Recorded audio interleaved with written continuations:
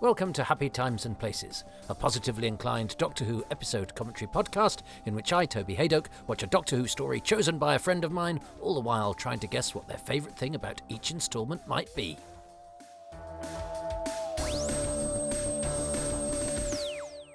Hi Toby, my name is Simon Curtis. As I record this, I'm producing on Doctors, a daytime drama that's made in Birmingham, and the story I have for you to watch is from Season 8 and is Colony in Space. Well, hello everybody, and welcome to this latest edition of Happy Times and Places, where we are on the planet Exarius. It was always one that nobody quite knew how to spell, or indeed what it was called. I think it was Exarius in places as well. And I think, in early editions of Doctor Who magazine, in Matrix Databank and the archives and all sorts of things, we got many variations thereof. I'm still not, if I was asked to do it at a spelling bee, I think I might be in a little bit of trouble. But fortunately, we're in an entirely vocal medium here in the world of podcasting and Happy Times and Places, and I've tried a new setup for this one, so I hope it works, and I hope I'm sounding better than ever. I was recording where there was a little bit of a white noise creating fan, not one coming up and going, I think you'll find, but in the equipment that I was using. So I've had a little bit of a fiddle. No, not that kind of fiddle. And hopefully this is going to be the best sounding podcast yet, because I don't have a team. I don't have any competence. It's just me working out what to do.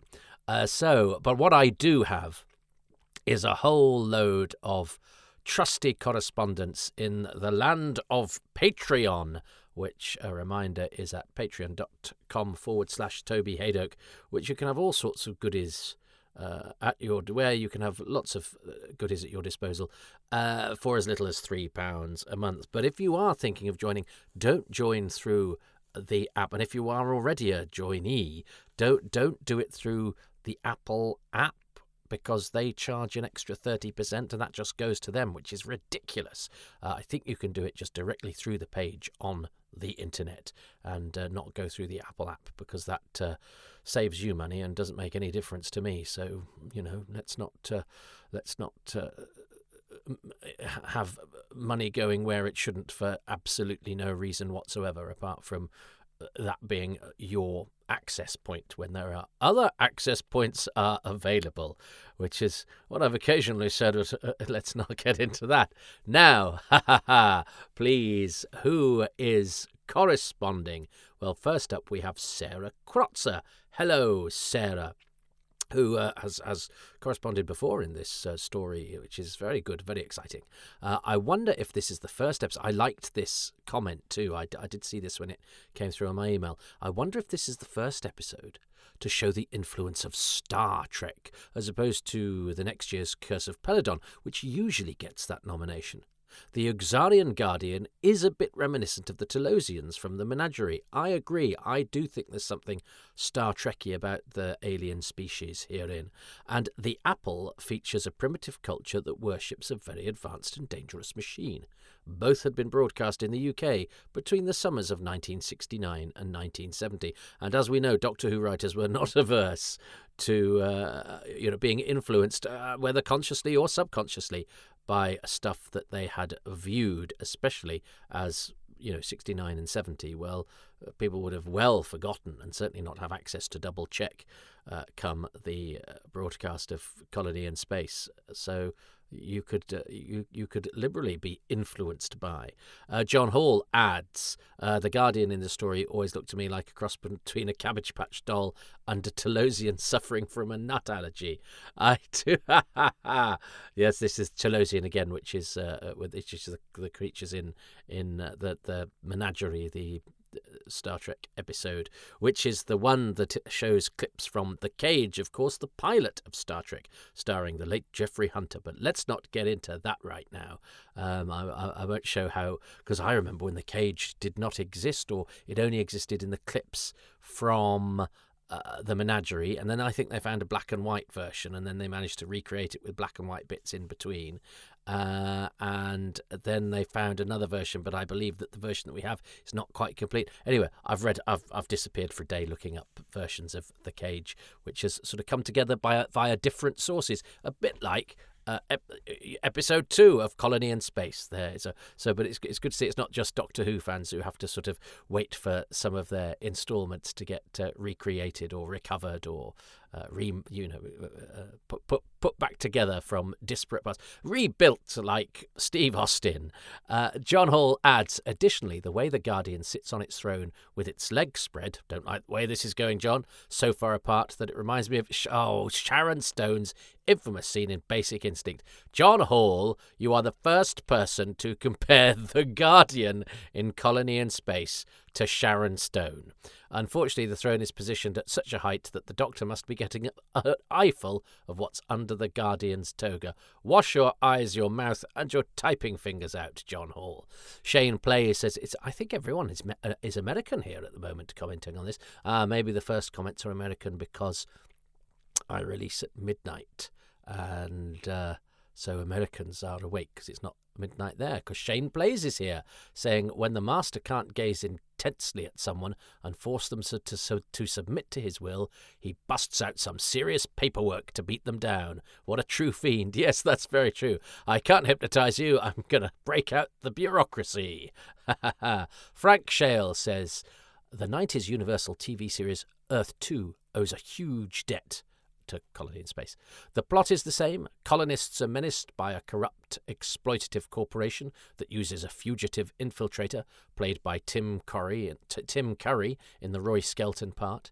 The telepathic primitive natives wield spears, but have an underground former civilization, and look near identical to the Who serial. The BBC should have sued.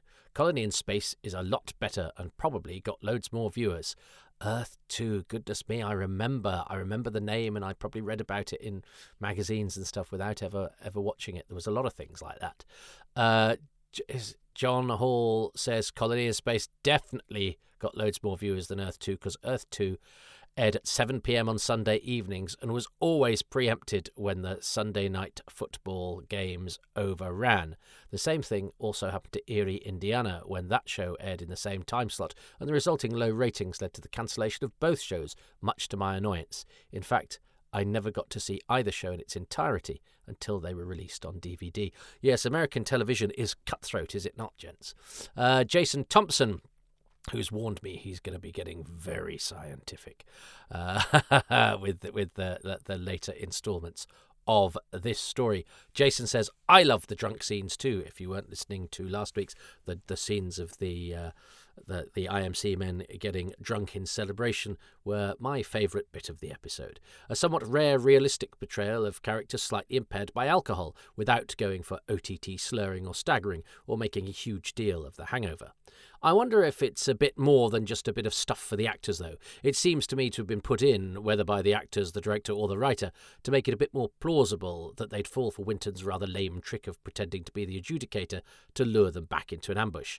Otherwise, sober and competent Dent, as we've seen him to this point, would look a bit daft for failing to realise the voice on the radio isn't the adjudicator's. Yeah, I think that's, that yes, it's having it not just there as a bit of business, but a bit of business that makes an awkward bit of plotting work even better. Well, that makes it even more spectacular. Jason comes back and says, see you at the BFI tomorrow. Which, as I record this, was 3 days ago.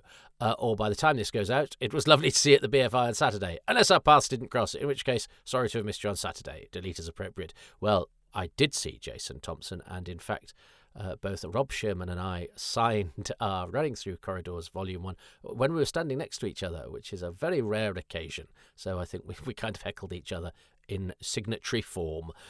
Jasper, hello Jasper. Jasper comes in and says, in terms of faked monsters, my mind went to the episode Lucky Day from the latest season, which I liked elements of, but I wasn't entirely convinced that so many people, including the One Show, would be fooled by this guy. I think it'd be interesting if instead of just the grifter doing a hoax, there was an active threat that said grifter was making money off getting people to doubt. And not only was that bad for UNIT, but very bad for the world, as we all ignore the spate of weeping angels disappearing people left and right. I'm trying to figure out why I love Pertwee's Doctor so much, but the magic is currently a little indefinable. Interesting, isn't it? Yeah, I think I need to have a bit of a dig deep with Pertwee's Doctor. Because, as I say, I loved him when I first saw him, Five Faces of Doctor Who, and all the pictures, because he's so photogenic, and what he wears always looks good in black and white and colour pictures. He always looked so good as Doctor Who.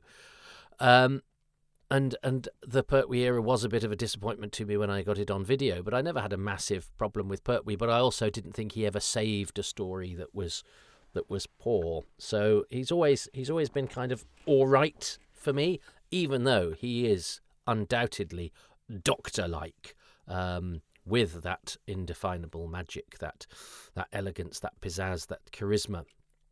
And he does nothing wrong. Well, maybe, I mean, he is a bit grumpy and mean and short-tempered and patronising, isn't he? But I don't think that's why I didn't hugely like him. I think it's maybe that there's not a massive amount of variation. And for a comedian, I think sometimes his comedy is... well, I don't know. Do I? Yeah. I don't know. I, too, find Pertwee's Doctor a little indefinable, because I do like him, and yet why don't I like him as much as perhaps I should? And that's not to be down on him. This is still in positive mode. I'm liking him, but I like other Doctors more. And as I discussed last time, I know many people for whom he's a favourite, and not just people who were born into him, as it were. Also, the Malcolm Hulke book, says Jasper, arrived on Saturday. Got you a sale, Michael Herbert, who is a denizen of these hip arts and wrote the biography of Malcolm Hulke. So I'm glad that Jasper has been inspired to go and buy that. And Susie Ferguson is here. Yay for Susie Ferguson, who says, although the Master was mentioned in the first episode and he's been referred to a few times in the comment for previous episodes, yes, we were banging on about him spoilerifically, Susie, even though we discovered that you did not know what was to come. I completely forgot, says Susie, all about that, so was genuinely surprised by his role as the adjudicator. Oh, well, that's probably more surprised than people watching at the time would have been, Susie, because he had been, if you watch Doctor Who in order, the Master has been in every story this season, which in retrospect turns out to be a good thing. But this is the only one where he's a sort of a surprise held off for a few episodes into proceedings. The surprise usually thwacks us between the eyes at least 5 or 6 minutes in, usually when he's disguised as somebody called Mr. El Mistro.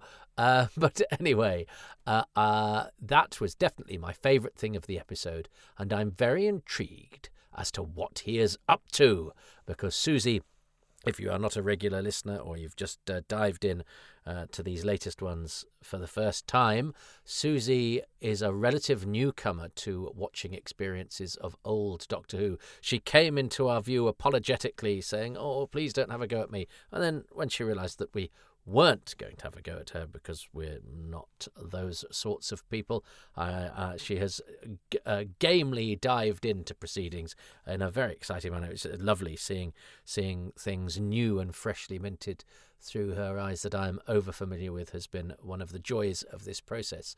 She's very intrigued what he's up to, and as a side note, says Susie, home. OMG, as I think the young say, this will be my first Delgado story. Oh, Susie, I mean, you've gone from having to be apologetic to, I think, us envying you. I envy you being introduced to Roger Delgado. If you have not seen him in action, then I think you have some utter treats in store. I will be fascinated to see, I mean, Delgado, Ainley was my first Master on the television, but I am still, Delgado is still my favourite. He'd been spoken of in very hallowed terms when I was a young thing, and then when I first saw him in Terror of the Autons, he was not a disappointment. He was everything I expected him to be, and often Doctor Who was nothing like I expected it to be. But Delgado is so good, and I don't think he ever has a duff moment, really. But, of course, I come to it slightly differently from you. You must have seen more modern Masters.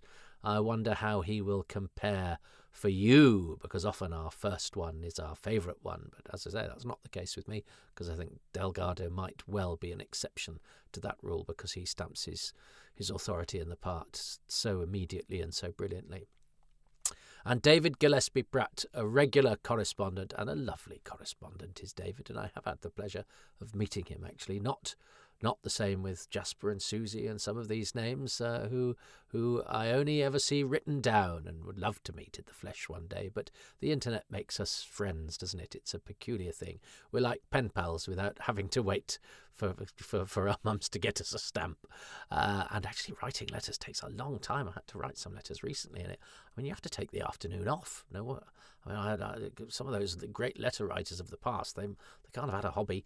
Anyway, David Gillespie Pratt says, this is one of those really random things I spot, but at the end of the episode, Master's chunky space gun looks a lot like the one used by Klieg at the end of episode 2 of The Tomb of the Cybermen.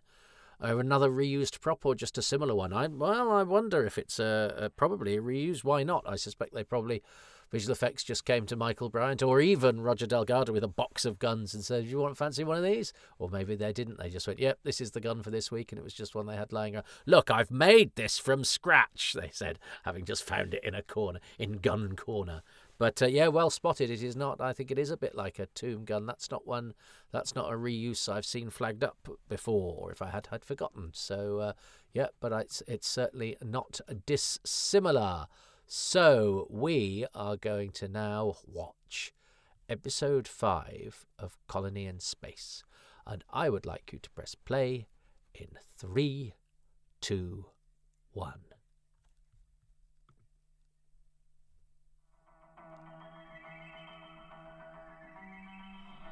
So now then, I'm watching on a new setup. How do I get... it's because now... Do I put... Because you can hear the music, can't you? So let's just see if I put this in here. There we go. Now I have the music coming into my ears and not into your machines. There we go. Live technical prowess in action. So here we go. We have another of the gunfights and a little bit of microphony, which is the Venetian blind type effect that machine guns. Actually, it's just loud noises. I was talking to Peter Crocker and one of the other was it maybe Paul Vanezis about this, and I'd always associated it just with gunfire. And interfering with the electrics. It's how it interferes with the electrics of the camera, which is one of those... I mean, Joe's shirt actually looks like it's reacting to microphony with its stripes going up and down. It's a good job they're stable. Otherwise, otherwise they could just look like they're mirroring what's happening to the screen. But apparently, it can be done with if somebody does a loud scream, that can set off... microphony, because it's actually not anything to do with the flashes or the bangs or anything. It's simply a volume issue.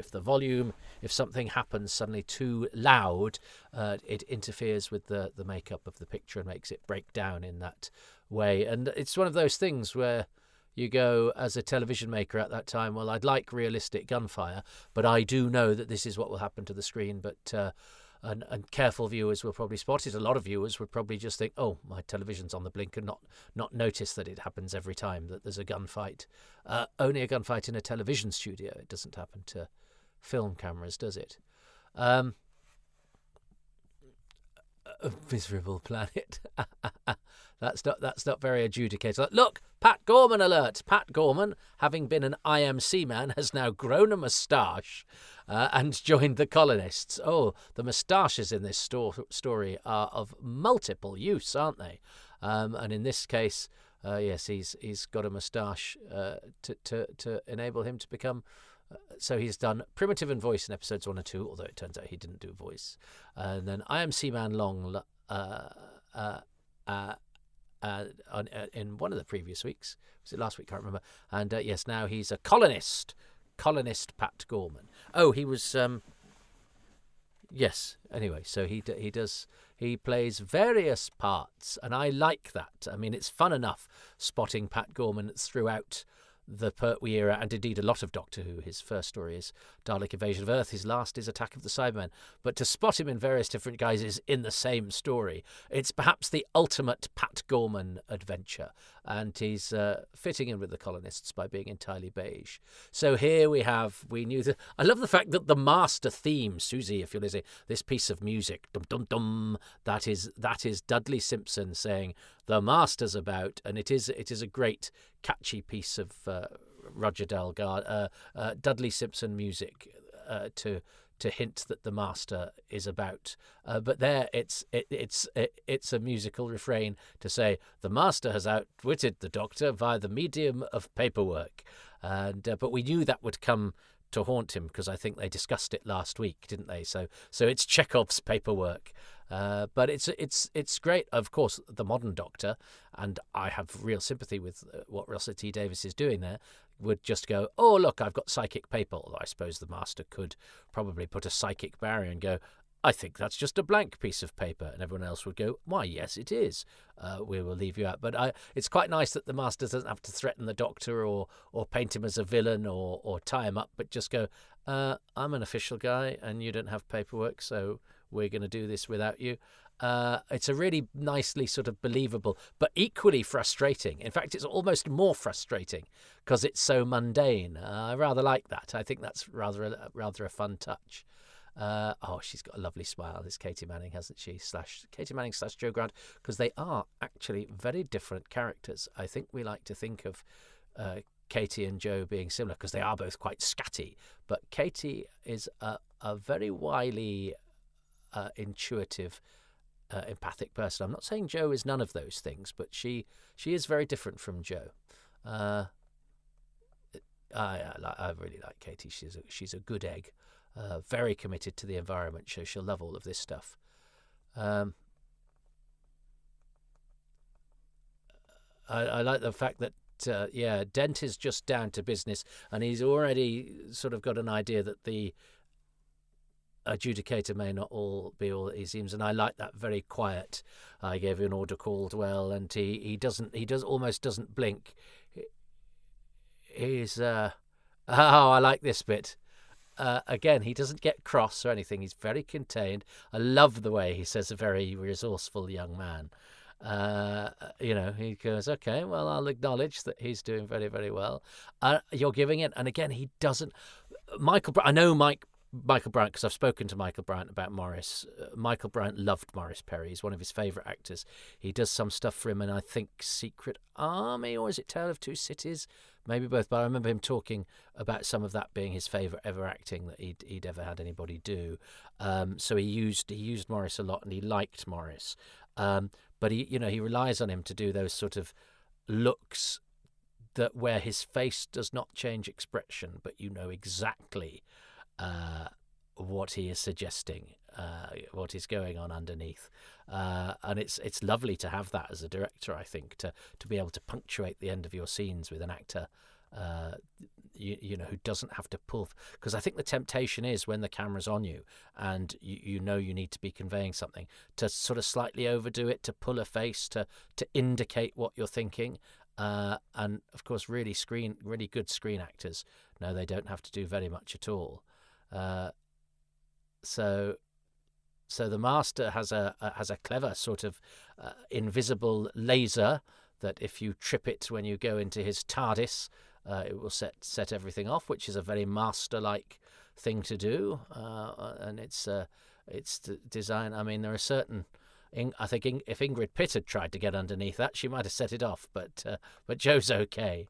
That's a nice model shot. I forget about that. They take off, don't they? And they go into space. That's a very nice model shot. I forget that's in the story. But again, that's because they have this lovely shot, don't they, of the backs of everybody and what's going on in the spaceship. So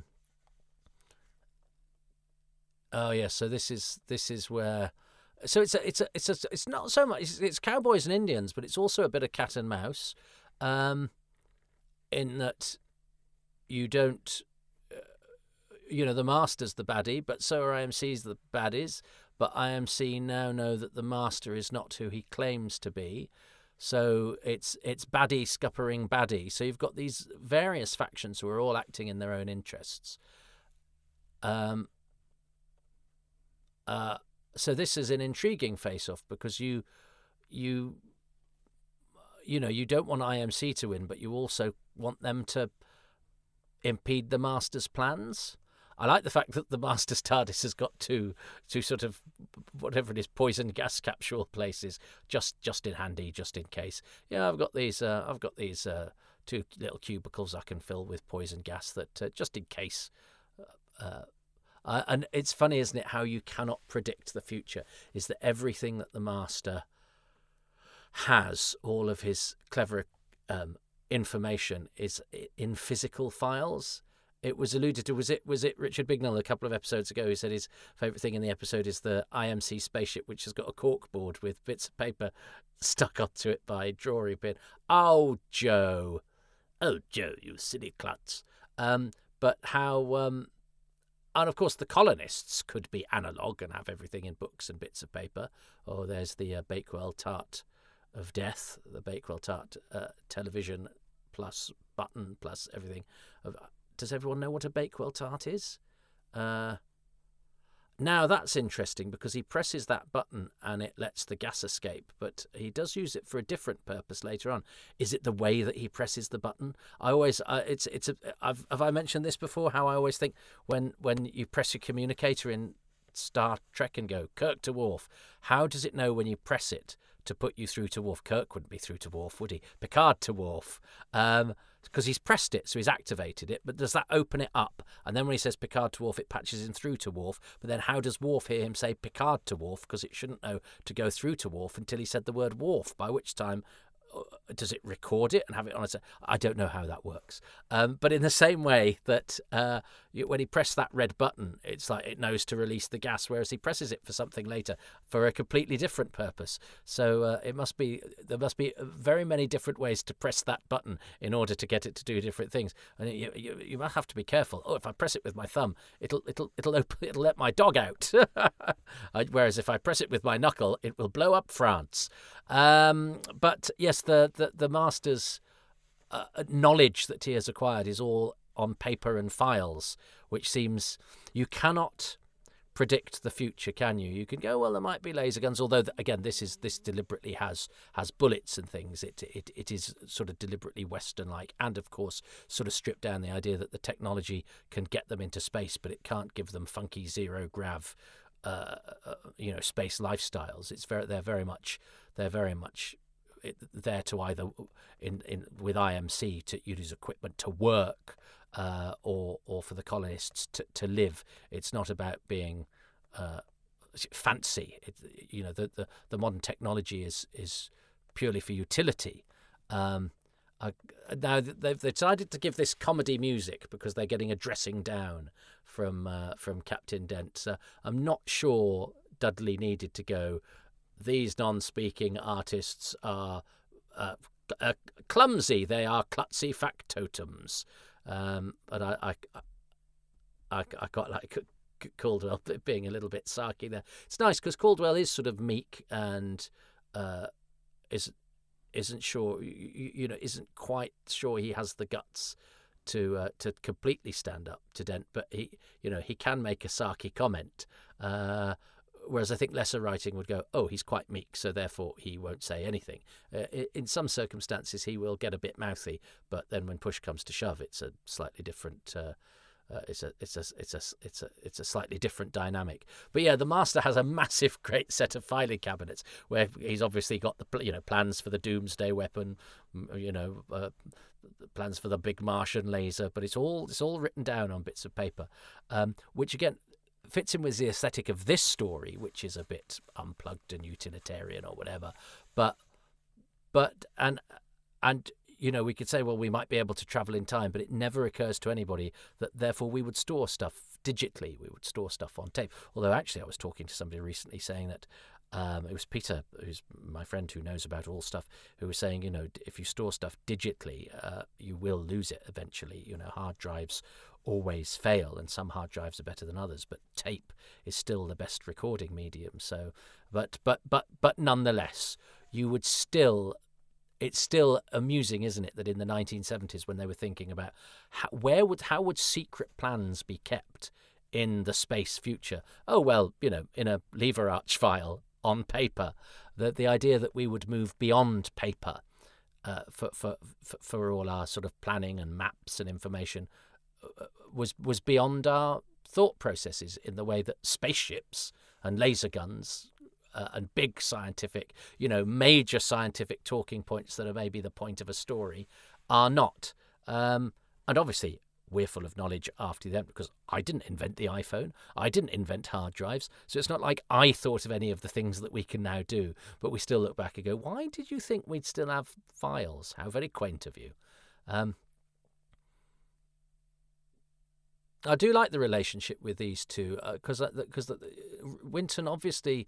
Oh, and there's a few moments like that. Dent gets one in the last episode where it's only when you're alone that you show your true feelings, because everybody's living on a bit of a sort of knife edge, but can't.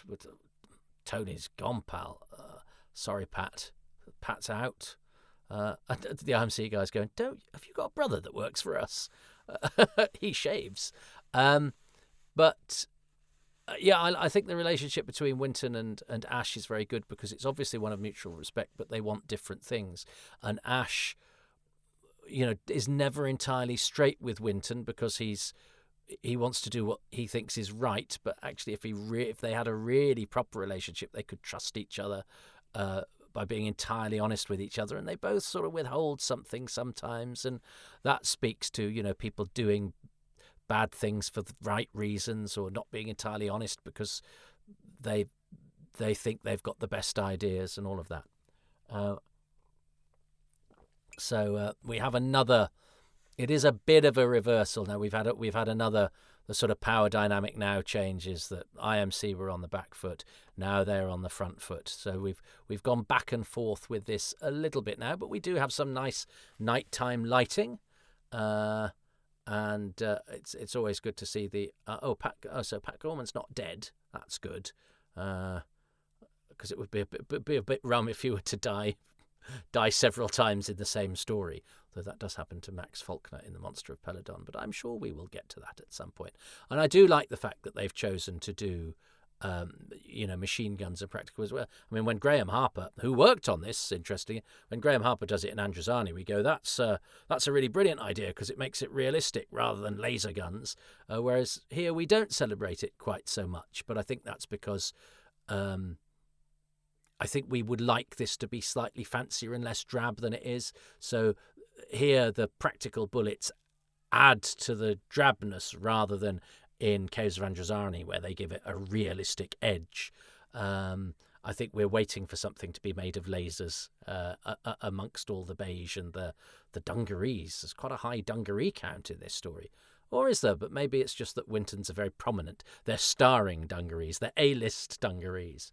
There are not that many dungarees in Doctor Who when you come to think about it. I used to hate dungarees. I rather like them now. Not for me. I mean, as a look. I think they suit ladies better than gentlemen. I'm not sure. I mean, trees and it's great how IMC. And yes, I do like this future where sort of companies have it within their power to to punish people and to charge people with treason and to execute them and all that sort of thing. That's a nice little indicator of the kind of future that we live in, where, especially a sort of frontiering future where you get extra powers if you are a company, getting minerals, contributing to the greater good, whilst of course lining your own pockets. I think it's this slightly dystopian, this sort of rather grim view of the future that we have, which is highlighted even more in the book, is shown in there are subtle little examples of it littered throughout the story. I haven't talked much about Joe's very distinctive top, which I do like and is present and correct in the book. And I like the belt that goes round. It's very much, if you see a picture of Joe from this story, you can immediately identify what story it is. Oh yes, this is clever. The Doctor drops the key. And I like the TARDIS key just being a normal key. That's a very Doctor Who thing. It could be seen as, why don't they have a fancy space key, which you would do in a less sort of charming television series, really. But Doctor Who, because it's charming and a bit homespun, it can be seen as a deliberate choice, and of course it has chameleon-like properties. So the TARDIS. So why not the fancy? It could be a big microchip laser key, but it's disguised as a Yale key. But also I like it that Doctor Who has futuristic things made out of old-fashioned things.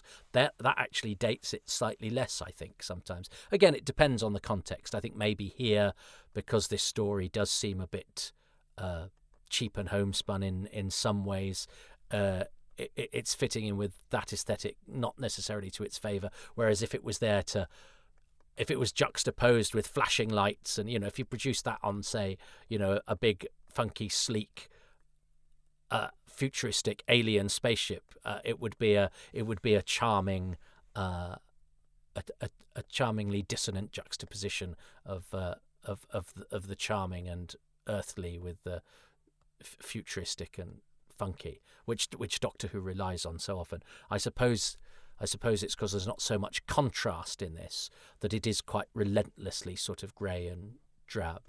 But I mean, it's the acting that saves this. Dent is dour and pragmatic and wields his power sort of humourlessly, which I rather like. He doesn't enjoy. He's not a scenery chewing villain. He almost ignores the scenery. He's indifferent to the scenery because he's so focused. He just has one job to do, which is, make money for his mining company. And he's cold and he's pragmatic, and which almost makes him sort of scarier, because villains that enjoy it can make mistakes, because if they're getting off on it, if you're finding your villainy a bit sexy, you might not have your eye on the prize, because obviously when you're being sexy, you're slightly distracted. But he's laser focused, is Captain Dent, but also very, very cold. I like the way that Delgado sort of leans forward. He's so charming. I love a big rock. I love a big rock rolling down a hill. And that's very well done, that, actually. And then obviously that rock hasn't really knocked the car over. That's a clever piece of editing, clever piece of filming. But I rather like that. But I'm slightly. I mean, this is quite funny. But Pertwee is rather indifferent to though first nudity in Doctor Who, because surely the Primitives are wearing loincloths to cover up their private parts. That's the only reason you would wear those flaps that go above your bum and whatever's going on at the front. And those flaps lift up when he rolls down the side of the hill. So we see his bottom. It's obviously not like an Earth bottom. There's not much cleft in there, but it could be subtle, and we don't get to look right up where the sun don't shine, and obviously and the flap came up at the front as well. So whatever heat he's packing was briefly then flashed to the screen. So that is the first full frontal and back doral I don't know nudity in the history of Doctor Who, and it is from a primitive from Colony in Space, because otherwise why is he wearing a loincloth? So this is I like this. And I know sort of both of these people. I mean, Bernard's no longer with us, and Helen worked with my partner Shirley for many, many years, and is a lovely woman. And she when she was leaving, she did take something in to get her to sign for me, and she was quite pleased to see my signatures from all of the other Colony and Space people. But she's good in this, and then she goes off and plays the same part in Coronation Street for 50 years, which is quite an achievement, and you don't get to do that if you're not a good actress. She's a really good television actress for many years in a relationship with the actor Michael Angelis, whose brother Paul Angelis put Tom Baker up sometimes when Tom Baker was homeless anyway. So that's nice to see. And Bernard had his own history in Coronation Street because he killed Ida Barlow. I think he ran her over, which was one of the early deaths in Coronation Street. And that episode does exist. Well, I think all of the episodes, bar one, don't they, of Coronation Street exist. And Bernard then, he did pop into Coronation Street later as a friend of Reg Holdsworth as well. Because he was educated in Manchester, Chatham School up the road, but from Bolton. But yes, nice to see the face-off between Helen Worth and Bernard Kay there. So now here we are in the studio, although that's not a bad replica of what's going on outside. But of course, the picture quality is totally different. So yes, here we are. This is why we call it the Bakewell Tart of Doom. For listeners overseas, do you know what a Bakewell Tart is? It's a pastry which has a sort of almond frangipane in it, and then a bit of icing on the top and a cherry in the middle. So it's the red button that's the cherry on top. Bit of studio floor underneath the planet sawdust there, but that's the sort of inevitable thing. I mean, that's just we're just used to that, aren't we? But yes, that I like that. That's a sort of neat trick that the Doctor's done. In order to expedite things. But Chekhov's laser thing, have you bored of the Chekhov joke yet? Do people know what that's referring to? I think they should. Basically, the playwright Anton Chekhov said, if you introduce a gun in Act 1, it has to go off in Act 2. So I have this, now I think, rather tedious, repetitive joke that I do, where whenever anything that you see is referred to that is then seen later, I call Chekhov's thing. Anyway, this cliffhanger is seen as rather ludicrous because of the speed at which the Master, and he is the Master now, he was Master on previous episodes, I prefer the Master in the credits, the speed at which his finger goes down to press the cherry is cliffhanger slow. It's quite a hard cliffhanger to have written there, Malcolm Hulk, to basically say the Master goes to press the button when, of course, next week we know the button has to remain unpressed, lest Joe Grant die. So something has to happen betwixt contact with the finger, between the finger and the button, in order to get Joe out of trouble, which means that we have that moment that needs to read. The viewer needs to read that moment, so therefore, he can't do it at normal speed. I suppose the director could have slowed it down. He could have done it in slow motion, but that would have caused you go, well, the only reason you're slowing us in slow motion is because we know you're going to get out of it. But we do know that you get out of it. I think it's a hard cliffhanger to have written. They do their best with it, but I know a lot of people think that is a terrible cliffhanger, and it's hard not to have some sympathy with that, but I don't mind it really. I like this whole story. I've been really enjoying watching this. That episode was probably the toughest one to think of anything exciting to say about it, because we are now, I think, getting slightly repetitive, although it was nice to see IMC to temporarily one step ahead of the Master. So it's not all back and forth. There are machinations within machinations I like, but the things I like are very subtle bits, like Ash waiting until Winton's lost the room to actually show behind his, because he's got such a kindly and reasonable exterior, but it shows that inside there's real turmoil and real frustration there. And that's nice characterization. Nobody is purely one note in this, which I like. I do like the relationship between Ash and Winton, because they're both on the same side. And Winton could be really annoying. He could be. Can you imagine if he was played by Prentice Hancock? He could be just hothead 101, and he's not. His reasonings are sort of sound, and he's brave, and he's he's got what it takes to be somebody that's going to forge a new life on a low level planet. But he also has to be perhaps a bit more proactive than Ash would be inclined to be, where Ash is more likely to be diplomatic. But you could say that being diplomatic is being a little bit too unresponsive and giving in to acquiescing to bullying tactics. So I think both of those people are seen to have sensible motivations and correct priorities, neither of which are in and of themselves entirely 100% the correct solution.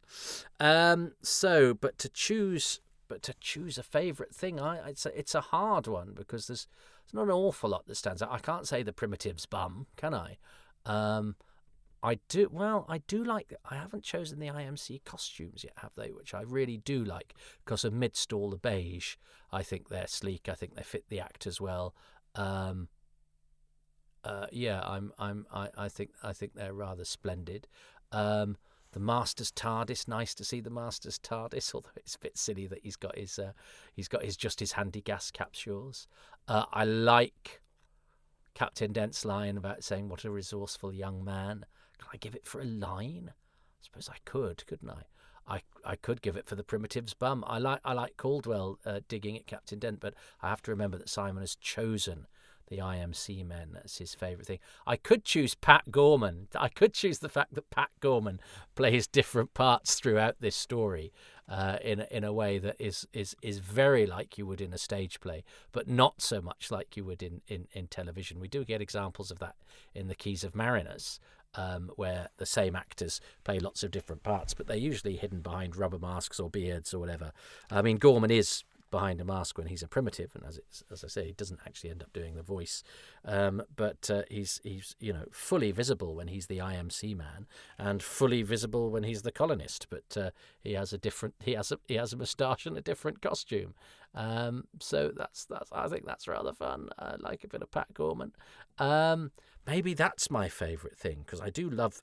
One of my favourite things to do is to spot Pat Gorman in things. Of course, I know where he is in all the Doctor Who's now, but quite often you'll watch a series of something else. The first scene of The Sandbaggers, this brilliant spy series that had been recommended to me left, right and centre. So I thought, I'll buy it sight unseen and watch it. And the first thing you see practically is Pat Gorman following someone. And you're like, okay, no, I think this is going to be right. And that's on ITV. He wasn't just a BBC man. Yeah, I'm with due deference to the Master having a TARDIS and that being quite funky, and I like the way the Doctor drops the key. That shows a certain amount of sort of intelligence and forward thinking, and it helps with the plotting and getting Joe out of trouble and leads to the cliffhanger. So that's all really nicely done. I like Caldwell digging at Dent. I love Dent's line, what a resourceful young man. I like Ash getting frustrated but waiting till Winton goes out.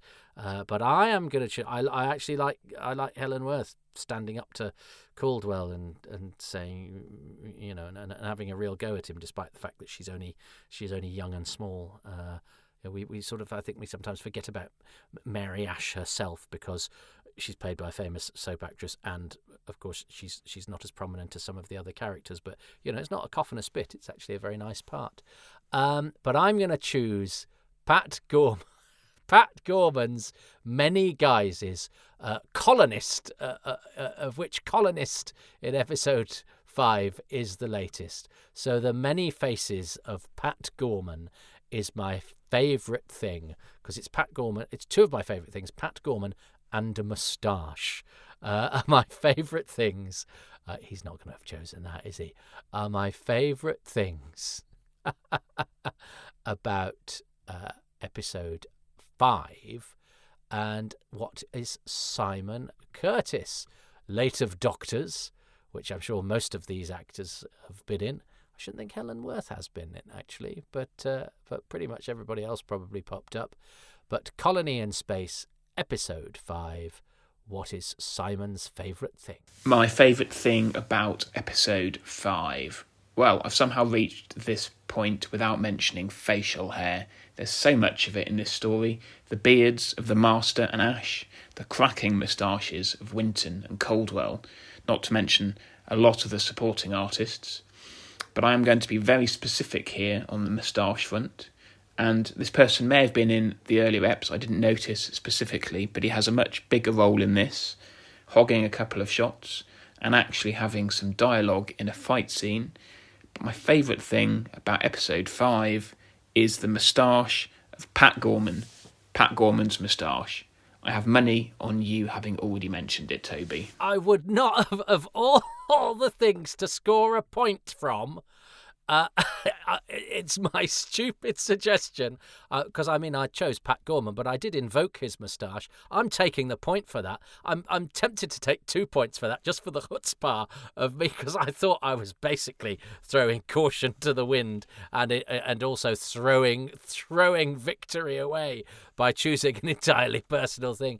But yes, Pat Gorman and his fine moustache, which is not his own moustache. I mean, it was his own for the week, but it's very much, came courtesy of the makeup department. So they are separate entities joined together in triumph and indeed in victory for episode. I cannot believe I am absolutely tickled pink that I've got is this my first point? Anyway, I'm tickled pink to have got a point for Colony in Space, which I've recently seen on somebody's doing a very interesting Twitter feed listing Doctor Who stories from worst to best, and Colony in Space is their lowest rated John Pertwee story, and it is one that has a bad reputation, and I'm not blind to why that may be, but I actually think this is really good. It's really enjoyable. It's got lots going for it. Yeah, it is a bit beige, it is slightly repetitive, but I think if I was 8 or 9, it definitely wouldn't be. This episode in particular, where there aren't any aliens, wouldn't be giving me much of what I wanted. And this episode was a bit of a chore compared to some, although it did have that beautiful night lighting as well. So there's still much to recommend. But anyway, I can understand why it has the reputation it has, but I am very pleased that even a story with a lowly reputation like this has so much to recommend it, and perhaps, and this is the point, more as I get older, and that's a fault of its, because Doctor Who should primarily be grabbing the children, not in that way, but in my own personal terms and my own relationship with Doctor Who, I love the fact that in a few years' time I might settle down and watch Colony in Space and have so many things to enjoy about it, including Pat Gorman's moustache. I think you know what? There's a lot of grot in the world right now, but the fact that two men separated by recordings and time, and we're not in close proximity, we haven't discussed this, he sent his opinions in completely unchecked, and in fact he said he was going to make it easy for me, so I very much nearly chose Roger. When I was watching it, I didn't invoke him at the end, but I thought, should I just choose Roger Delgado, because he's really good. I love the way he leans over the front of the car, and it's nice to see him in this story, even though one of the received wisdoms of the Pertwee is, the Master's in season 8 too much. I'm actually quite pleased to see him turn up, because it means we get more Roger Delgado, especially in a story where it looked like he wasn't going to appear, well, except the fact they mentioned him immediately, but you know what I mean. Yeah, no, I'm overjoyed.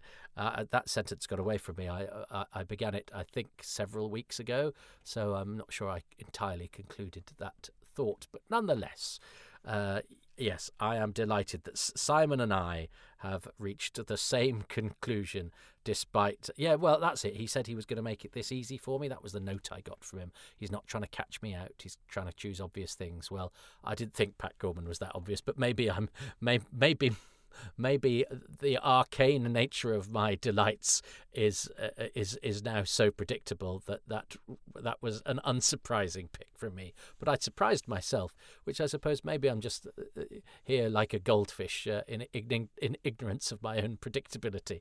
I just forget everything every seconds. But everybody else watching knows that Pat Gorman is never far from my lips.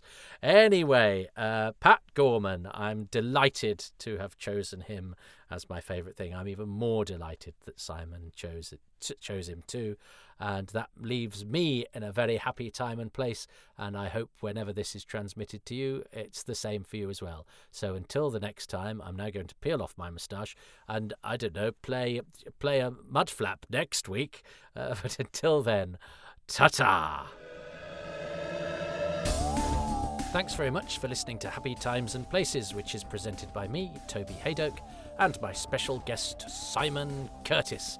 I'm grateful to Simon and to the patrons who make these podcasts possible, and they include Ruben Herfindahl, Stephen Moffat, Harry Palmer, Mr. M.L. Dunstan, Brandon F. Moore, Owen Hargreaves, Timothy K. Brown, Jason Davis, Andrew, Simon King, DW Fan 91, Garth Maker, Lee Coburn, William Lee, Ian Bradley, Damien McGee, David Nichol, Noel Reed Jr., William Remmers, Nigel Sharp, Kat Armitage, John Arnold, Kevin Ashelford, Luke Atkins, James Bell, David Bickley, Gary Byrne, Robin Bland, Robbie C., Alex Cafejoglu, Paul Carnahan, Paul Carrington, Andy Case, Ian Clark, John Curley, Mark Dakin, Rob Dawson, John Elledge, Mark Findlay-Smith, Joe Ford, Gary Gillett, Paul Goodrich, Lisa C. Greco, David Green, Fraser Gregory, Paul Gregory, Michael Harvey, Dave Hoskin and Richie Howarth. The music is by Dave Gates, the art by Dylan Patterson. If you would like to be a patron, all you have to do is go to patreon.com/Toby Haydock. Don't do it through Apple, through the Apple apps, podcast apps thing, because they add 30% to the price and they take that, the Podbean, and I get none of that. That's just Apple saying, you wanna walk through our meadow to get to that lovely pub. Well, we're going to charge you an extra £1 for your pint or whatever. So, do it through the other ways, because I've noticed a few people who've joined recently are getting charged extra, and I don't see any of that, and I'd rather you didn't throw your money away. So, patreon.com/Toby Haydock. And you can also support via Ko-fi at kofi.com/Toby Haydock, which is a way of doing it without having a monthly subscription or obligation. But you also don't get there what you get at Patreon, which is regular updates, bonus materials, exclusive content, and everything much, much earlier, as well as your name appearing on the credits every now and again. But you can also support these without having to put your hands in your pockets at all, and I am grateful to you just for listening. But if you go to Apple, iTunes, Podbean, Spotify, wherever you get your podcast, wherever you're listening to this right now, if you haven't done it, please, because it really helps. 5 stars, a few really nice lines of review, and that just helps me separate me from the crowd and keep me in the eye of any passing trade who might be up for a Doctor Who podcast and may not well have heard of this one. So if you could do that, I'd be so grateful. I'm all over social media. I'm on Twitter at Toby Haydock and at Haydock Podcasts. I'm on Blue Sky. I'm also on Instagram at Toby.Haydock. I have a YouTube channel. Please like and subscribe to that, and maybe comment and like any videos that you come across there. I could do with a bit of a boost there, but that's only because I don't really use it properly.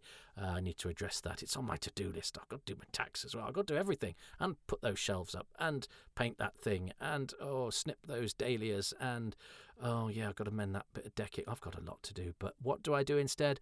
I seek approval from strangers on the internet everywhere possible, except for TikTok and OnlyFans. Thus, I draw a line.